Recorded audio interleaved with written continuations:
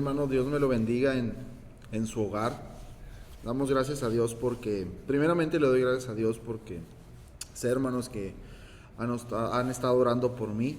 En estas últimas 2 semanas estuve un poco delicado con tema de gripe común. No era nada relacionado, gracias a Dios, con temas de COVID. Me hice pruebas y todo eso, pero le doy gracias a Dios porque todas esas pruebas y todo lo que conlleva ese virus salió negativo. A pesar de eso, los cambios de clima y a pesar de que ya tengo tiempo aquí, todavía me cuesta un poquito el tema del clima, pero le doy gracias a Dios porque ya vamos de salida, ya va saliendo lo que tiene que salir del cuerpo, lo que no tiene que ir ahí. Y le doy gracias a Dios, hermanos, por sus oraciones. Gracias porque en un tiempito que ustedes tienen a solas con Dios, se acuerdan de un servidor. Y créanme, hermano, el amor más grande que le podemos nosotros demostrar a una persona es orando por ella. ¿Sabe? Porque cuando nosotros oramos por esa persona, también a nosotros nos gustaría que oraran por nosotros. Entonces, le doy gracias a Dios, hermano, por su vida. Hermano, hoy vamos a estar hablando, es diciembre, ya se viene la época de la convivencia, entre comillas convivencia ahorita por temas de contingencia y por temas de la pandemia. No va a ser quizá como otros años, va a ser un poquito diferente respecto a que no puede haber aglomeraciones de personas por la misma integridad y la misma salud familiar. Pues se nos prohíbe, hermanos, un poquito estar distantes de la familia y hacer lo que acostumbramos en estas fechas. Recuerdo en estas fechas el año pasado, las hermanas adornaban, colocaban el pinito y ahora tenemos un escenario totalmente diferente al del año pasado. Hay predicadores que me gusta escuchar que dicen, nadie oró por esto, nadie oró por una pandemia, pero mucha gente está orando para que la pandemia termine y sobre todo para que Dios nos cuide durante la pandemia. Ya estamos terminando el año 2020, hermanos, que hasta cierto punto ha sido caótico a nivel global, pero damos gracias porque en este tiempo, que puede ser un tiempo duro, un tiempo de aflicción, el Señor siempre ha estado con nosotros. El Señor siempre nos ha cuidado, el Señor siempre nos ha protegido. El Señor no nos desampara nunca, hermano. Entonces, antes de comenzar, hermanos, vamos a ir en oración, vamos a pedirle al Señor que nos ayude en esta mañana y sobre todo que el pasaje, el estudio, lo que vamos a hablar de su palabra, inunde nuestro ser, inunde nuestro corazón y podamos entender lo que la Escritura en sí habla con respecto a Él. Oremos, hermanos. Señor, te damos gracias, Padre, por tu amor y tu misericordia, Padre. Te damos gracias, Señor, porque tu mano nos ha cuidado. Tú nos has protegido, Señor, del problema. Tú nos has protegido de la adversidad que hay afuera, Señor. Damos gracias, Padre, porque está el virus, Señor, pero nosotros confiamos que si ese virus nos ataca, Señor, tú tienes el poder para sanarnos. Y, Señor, tú también tienes el poder para que ese virus no nos toque. Pero independientemente de eso, Señor, nosotros colocamos nuestra confianza en ti. Nosotros colocamos, Señor, nuestro ser en tus manos. Tú protégenos, tú guárdanos, Señor, y en esta mañana, Padre, te pido que derrames de tu espíritu en cada una de las familias de esta congregación, Señor, y en cada una de las personas que quizá fueron invitados, Señor, a las familias de mis hermanos a ver este mensaje. Señor, abre nuestro entendimiento para la palabra que tú nos traes en esta mañana, Señor. Prepara nuestro corazón para que esa palabra, Señor, se clave, Padre, en nuestras entrañas, Señor, y entendamos el plan maravilloso, Señor, que tú durante muchos años, Padre, planeaste y trazaste, Señor. Quita toda distracción, quita toda preocupación y ayúdanos a centrarnos en esto.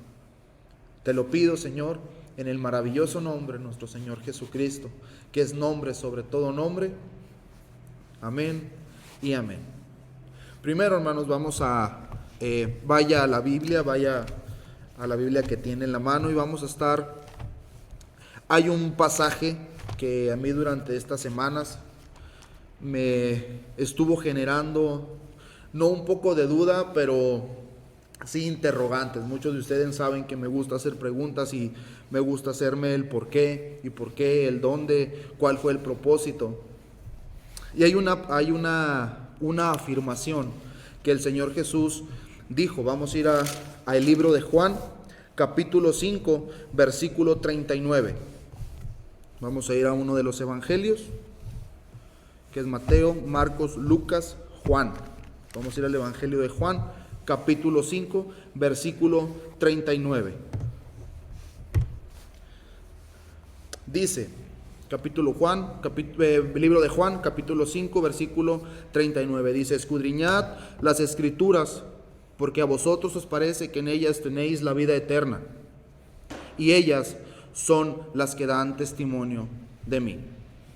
Hermano, en esa época los judíos quizás se preguntaban, y quizá había una interrogante de quién era Jesús, por qué estaba Jesús, quién era ese hombre. Y el Señor Jesús habla de estas palabras. Ellos se preguntaban de dónde había salido, quién era Él, cuál era el propósito de que Jesús viniera a esta tierra.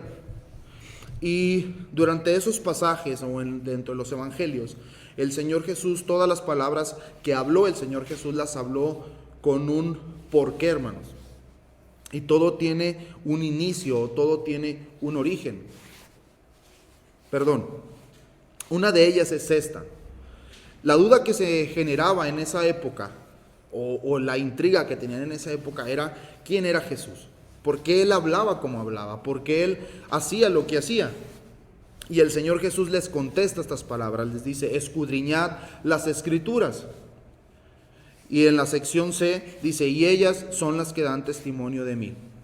El Señor Jesús les estaba diciendo: señores, lean la Biblia, estúdienla, profundicen en ella, váyanse al nuevo pacto y revisen el nuevo pacto revisen el antiguo pacto, que en el antiguo pacto viene todo acerca de mí.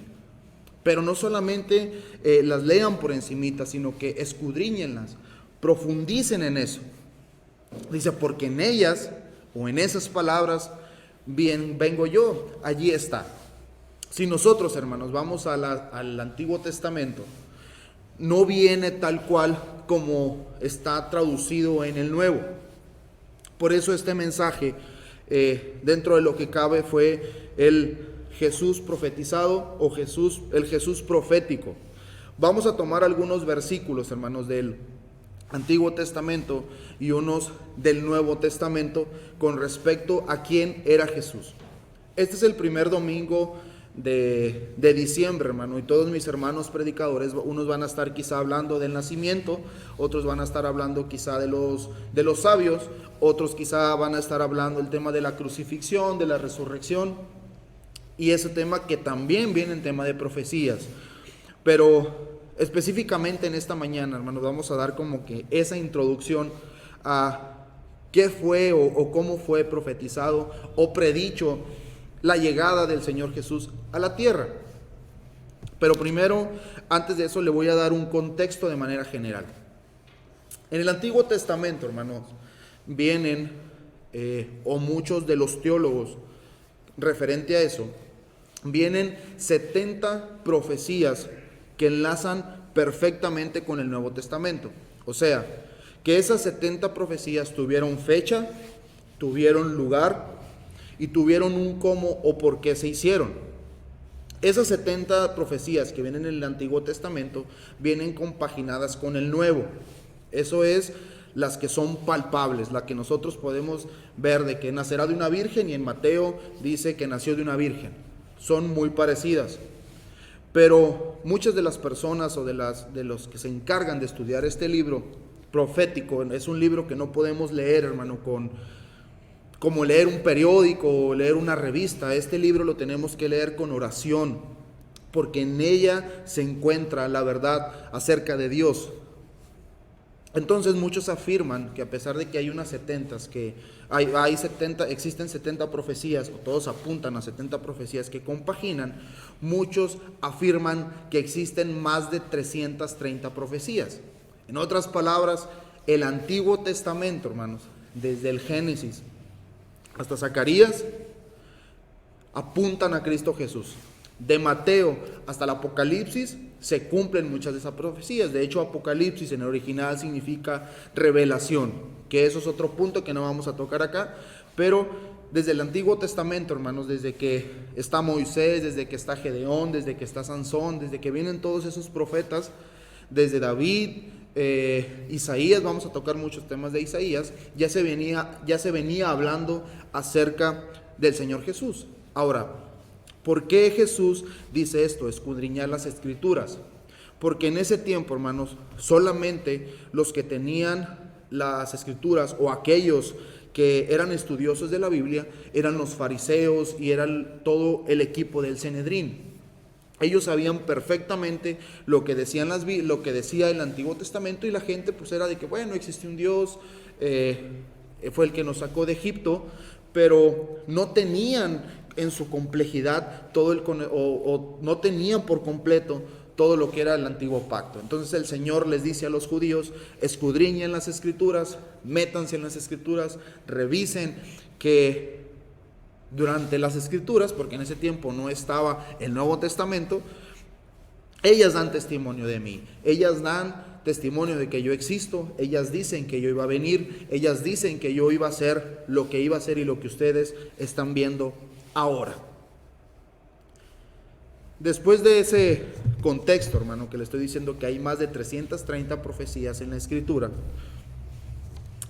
entramos me voy a ir un poco rápido, no las voy a explicar todas, solamente voy a explicar unas cuantas, de hecho son muy poquitas, solamente para hacerle esa referencia con el tema de que compagina, o lo que se dice en el antiguo entra en el nuevo. Dice: la Virgen concebirá y dará a luz un hijo, y lo llamarán Emanuel, que significa Dios con nosotros. Eso lo van a encontrar en Mateo 1, del 21 al 22. Mateo, hermano, se refiere o hace referencia dentro del Evangelio a 4 profecías. María era la madre de Jesús, estaba comprometida para casarse con José. Pero antes de juntarse con él, el Espíritu Santo vino sobre ella y concibió. A José se le dio en un sueño que tomara a María como su esposa, porque había concebido del Espíritu Santo. En Mateo 1:23 dice: la Virgen concebirá y dará a luz un hijo. Esa profecía, hermano, o más bien dicho, ese cumplimiento, o eso que está diciendo Mateo, viene en Isaías 7:14. ¿Sabe cuánto tiempo pasó desde que en Isaías 7:14 al cumplimiento del Señor Jesús? Pasaron 700 años. Por eso el Señor dice: escudriñen las Escrituras, porque de ellas, de mí se hablan.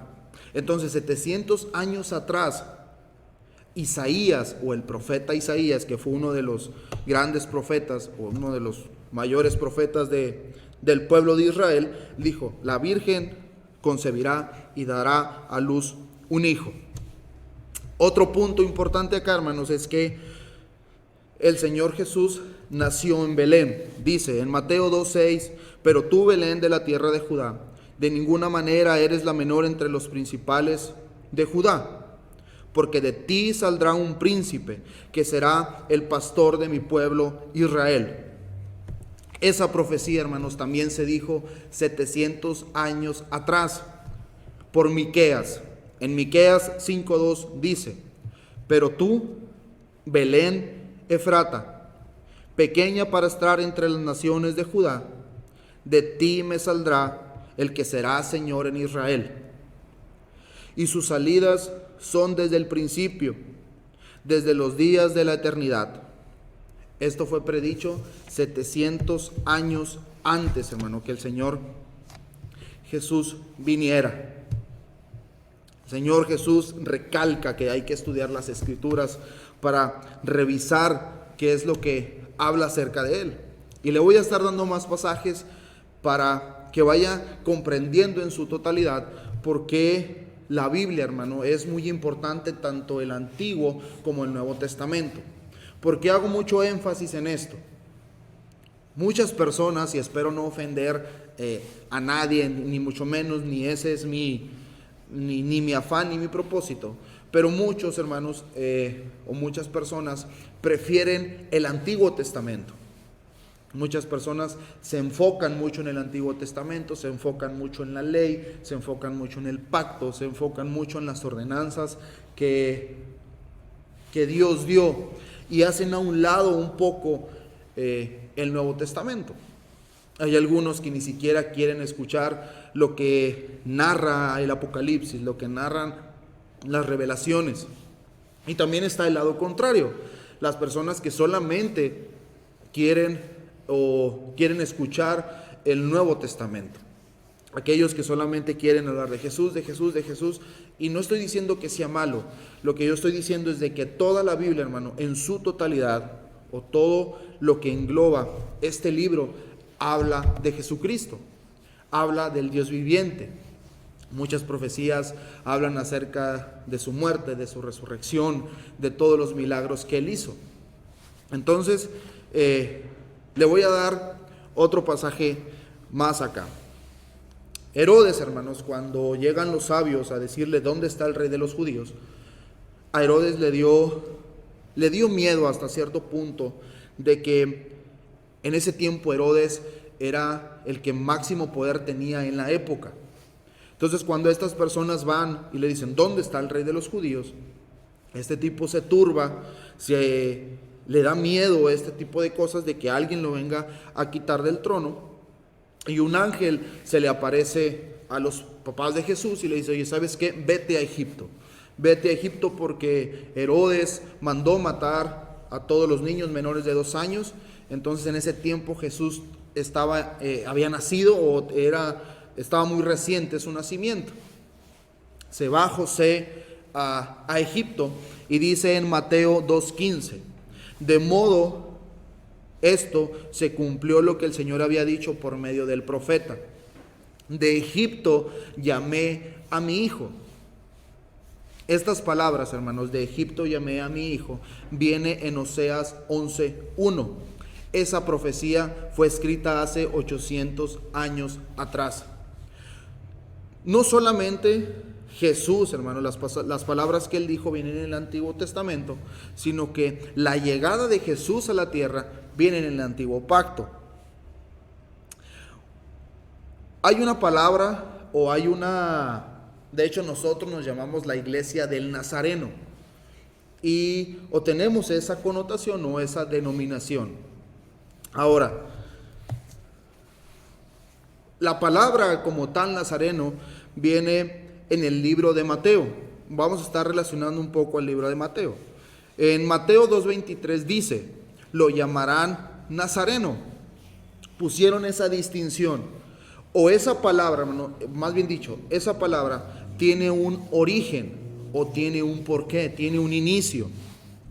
Y eso se remonta, escuche acá, y esto es una de las 70 profecías que yo le había dicho que eran las palpables. Existen las 330 o más de 330 que no son tan palpables, a menos de que escudriñemos qué era lo que el Señor Jesús mandó que hiciéramos. En Isaías 11:1 dice, más bien dicho, esto fue escrito también hace 700 años antes del nacimiento de Jesús, en la época de Isaías. Y dice: del tronco de Isaí brotará un retoño. Muchos ya saben quién fue Isaí. Un vástago nacerá de sus raíces. Hermano, la palabra vástago que viene ahí en el original hebreo significa nacir, lo cual en las traducciones originales del Antiguo y del Nuevo Testamento Se traduciría de la siguiente manera: del tronco de Isaí un nazareno nacerá. En ese tiempo, hermano, el pueblo de Nazaret, de donde creció el Señor Jesús, no existía, no eran muchos años atrás. Entonces, desde Isaías nos está diciendo cómo iba a ser ese aspecto. Durante siglos, hermanos, hubo predicciones o hubo acontecimientos referentes al nacimiento de Jesús, y el principal objetivo por el cual el Señor Jesús vino es de que vino a salvar a su pueblo del pecado. Vino a unificar a la humanidad con el Padre. Pero vamos para allá.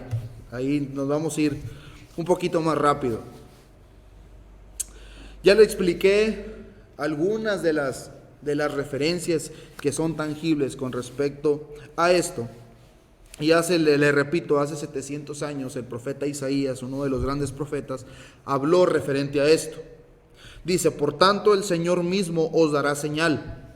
He aquí que la Virgen concebirá y dará a luz un hijo y llamará su nombre Emmanuel. Emmanuel, hermanos, significa Dios con nosotros.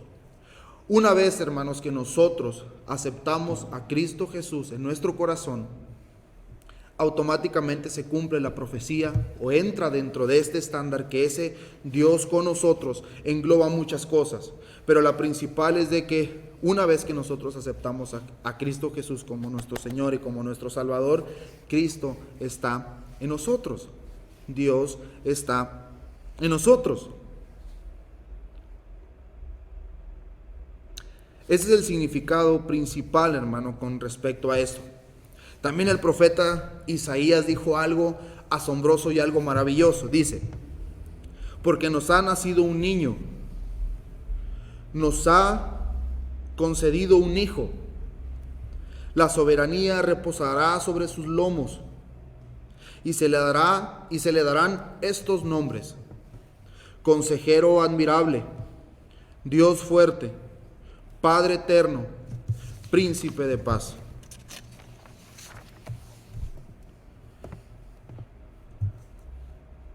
Cuando Isaías, hermanos, está hablando estas palabras, el pueblo de Israel en esa época estaba pasando por un problema extremadamente duro con el rey Acaz. Es un tema que no voy a tocar acá, pero estaban pasando un momento duro, un momento difícil.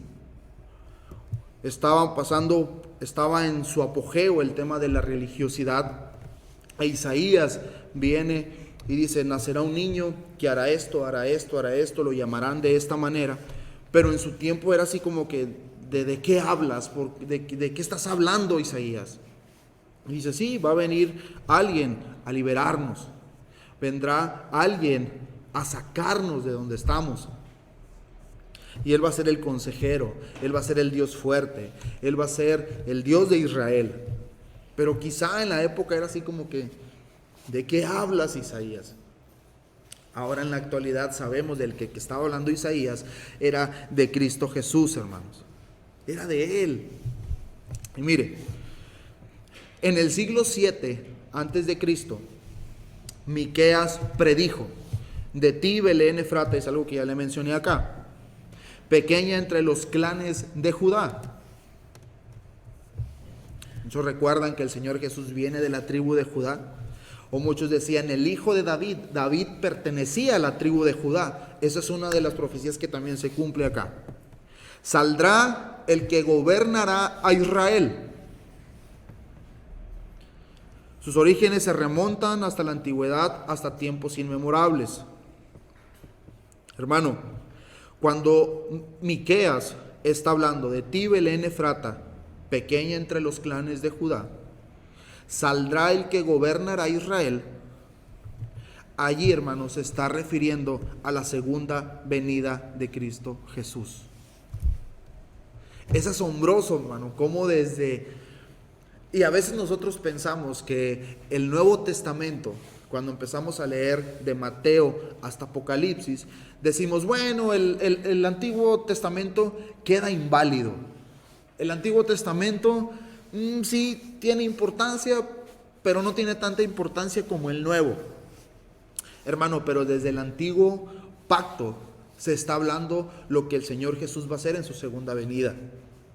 Y uno de ellos es este pasaje. Dice: de ti, Belén Efrata, el Señor Jesús nació en Belén, pequeña entre los clanes de Judá. El Señor Jesús era de la tribu de Judá. Saldrá el que gobernará a Israel. Hermano, cuando sea la segunda venida de Cristo, el Señor va a tener un trato especial con el pueblo de Israel. Por eso nosotros, hermanos, debemos de estar alertas. ¿Qué es lo que pasa en Israel? Hace días estuve leyendo un poquito acerca de eso. Me gusta ver cómo ellos adoran a Dios, cómo a pesar de que son judíos, no todos no creen en Jesús, hermano. Hay iglesias, hay personas judíos que creyeron en el Señor Jesús.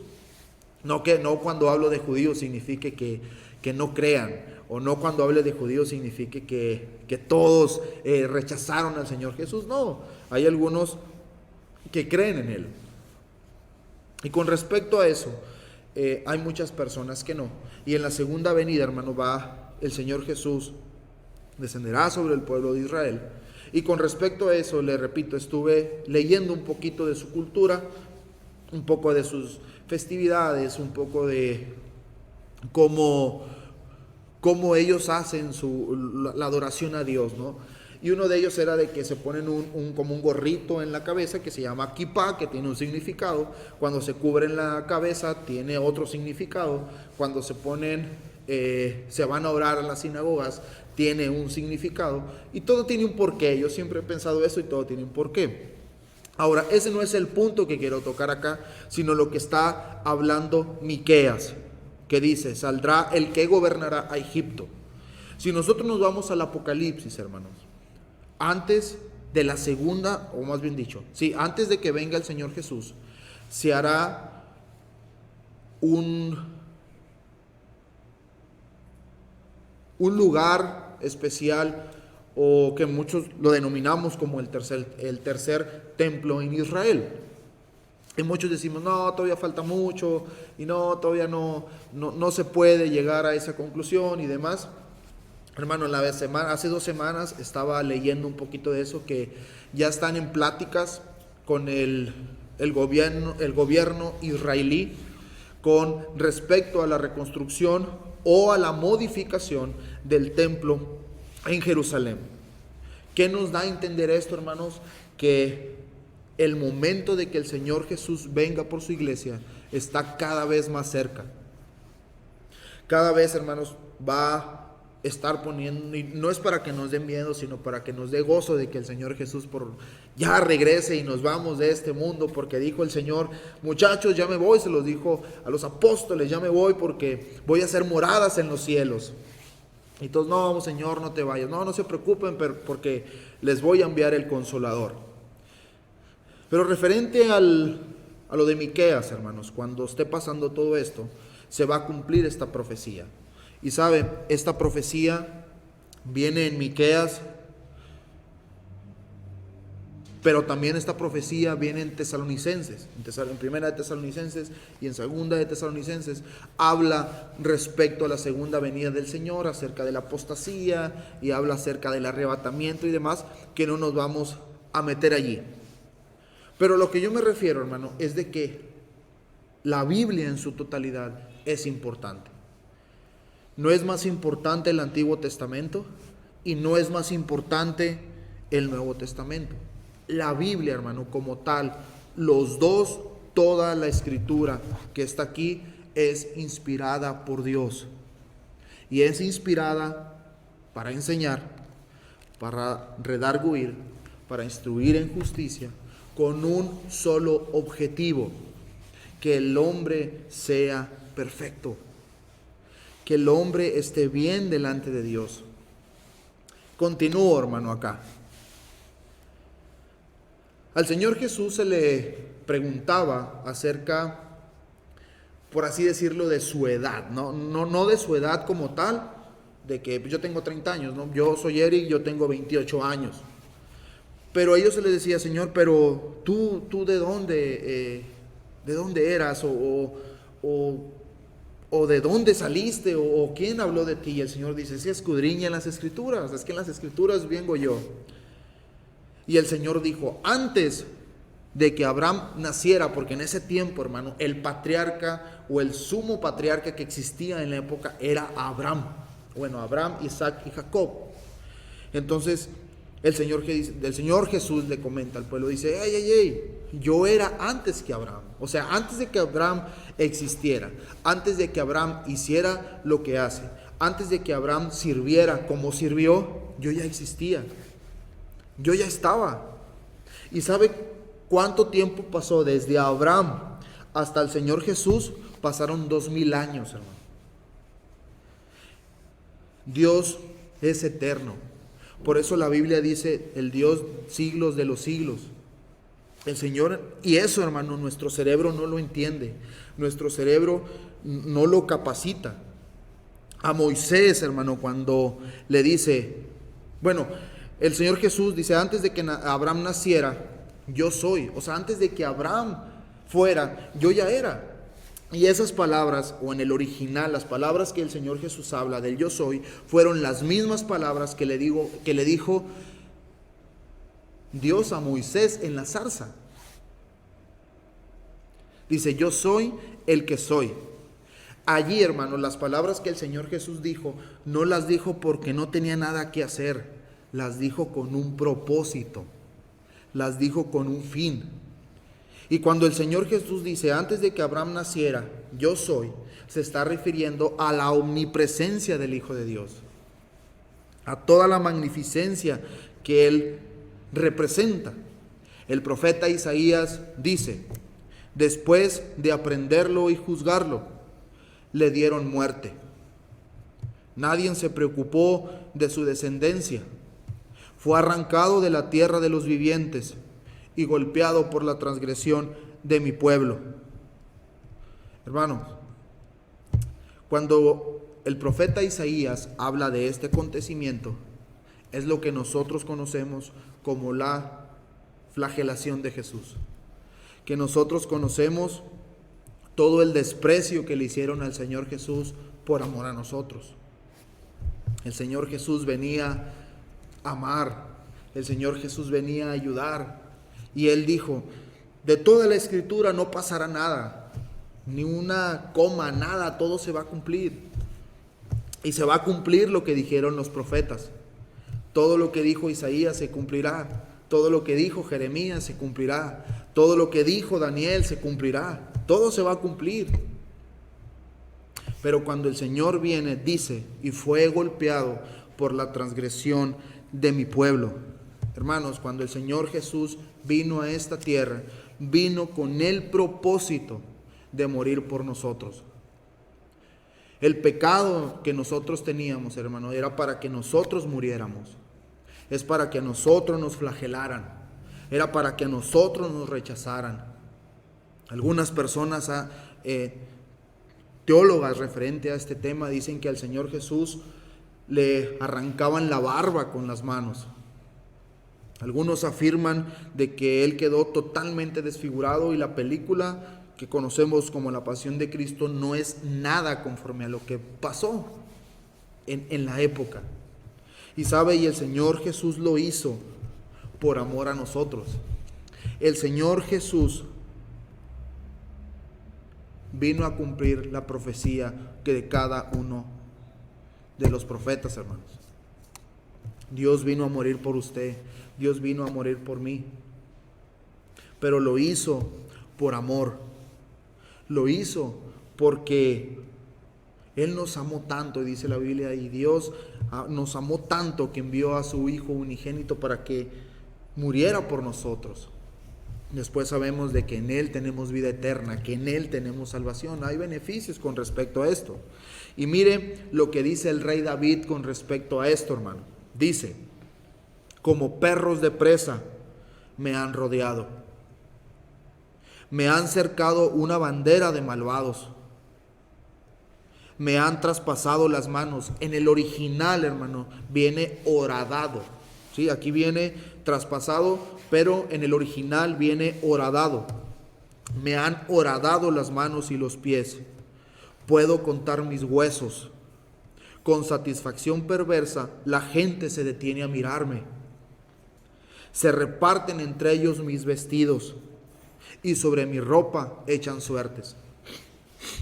Usted al escuchar estas palabras le vienen a su mente que el Señor Jesús fue horadado en una cruz por usted.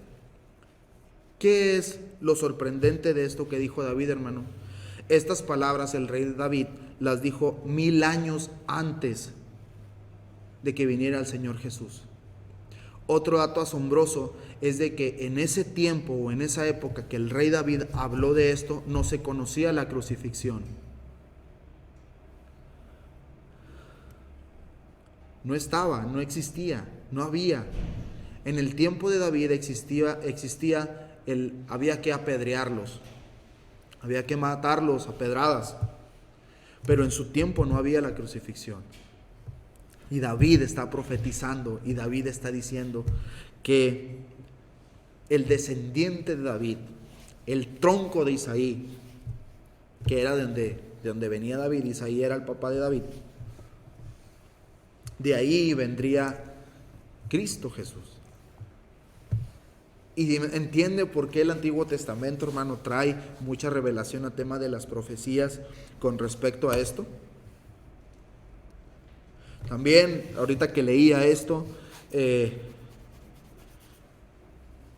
dice, se reparten entre ellos mis vestidos y sobre mi ropa echan suertes.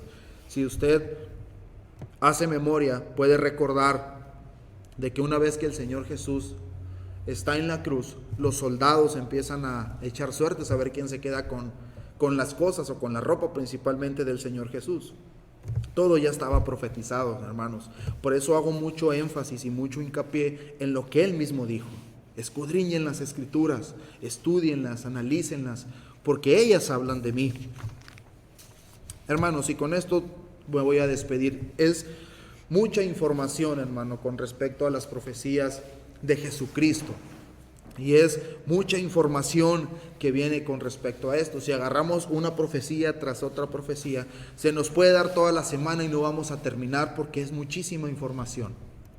Pero el mensaje, hermano, que quiero que se lleve el día de hoy es de que ¿quién ha nacido de una virgen si no es el Señor Jesús? ¿Quién ha sido o quién fue llamado Dios? El Señor Jesús. ¿Quién fue proclamado inocente en esta tierra? El Señor Jesús. Además, ¿quién fue condenado injustamente y fue crucificado por nosotros? El Señor Jesús. ¿De quién fueron repartidas las túnicas o las vestiduras por los soldados? Del Señor Jesús. ¿Quién más fue asociado con los impíos? El Señor Jesús. ¿Quién fue enterrado en la tumba de un hombre rico y quién resucitó de los muertos al tercer día? También viene como una profecía el Señor Jesús. La respuesta, hermano, de todo esto es Jesucristo. Jesús vino a la tierra y murió en la cruz porque nos amaba a ti y a mí. Nos amaba lo suficiente como para tomar nuestro castigo, morir y ser separado de su Padre, para que así pudiera concedernos el amor de Dios y vida eterna. Como dice otra profecía, todos como ovejas nos descarriamos, cada cual se apartó por su camino, mas el Señor cargó en él. ¿En quién? En Jesús. El pecado de todos nosotros. Ni hubo engaño en su boca. Con todo eso, el Señor quiso quebrantarlo, sujetándole a padecimientos. Cuando haya puesto su vida en expiación por el pecado, por su conocimiento justificará a mi siervo justo a muchos, y llevará las iniquidades de ellos. Así de sencillo, hermanos. Toda la profecía de la Escritura apunta a que Cristo murió por nosotros. Cristo entregó su vida por nosotros. Y Dios dio en su amor todas estas profecías y todas estas profecías que fueron escritas. Porque de tal manera amó Dios al mundo, hermanos, que ha dado a su Hijo unigénito, y esto es algo que a mí me asombra de la Biblia, para que todo aquel que en Él cree no se pierda, mas tenga vida eterna. Hermanos, Cristo Jesús vino, fue profetizado para morir por usted y por mí. Antes de que nosotros naciéramos, Jesús ya estaba. El Padre hizo un plan maravilloso, hizo un plan asombroso para que usted y yo no nos perdiéramos. Yo no sé quién me esté viendo desde el otro lado de todo esto que se conecta. Pero en esta mañana, si tú eres nuevo, si quizá no habías escuchado nada de esto, te invito a que medites en esto y sobre todo que entiendas que el Señor Jesús murió por ti en una cruz. Que el Señor Jesús, en su amor maravilloso, soportó que lo flagelaran, soportó que hablaran engaños de Él, soportó que le arrancaran la barba, soportó que lo escupieran, que lo golpearan, que le dieran latigazos en su espalda, en sus corvas quizá. Y todo lo hizo por amor a ti y por amor a mí, con el simple propósito de reconciliarnos con el Padre y tener vida eterna en Él. Oremos, hermanos. Padre nuestro, Señor, te damos gracias por tu palabra. Gracias, Señor, porque en el Antiguo Testamento, Señor, tu amor fue derramado, Padre, a los profetas.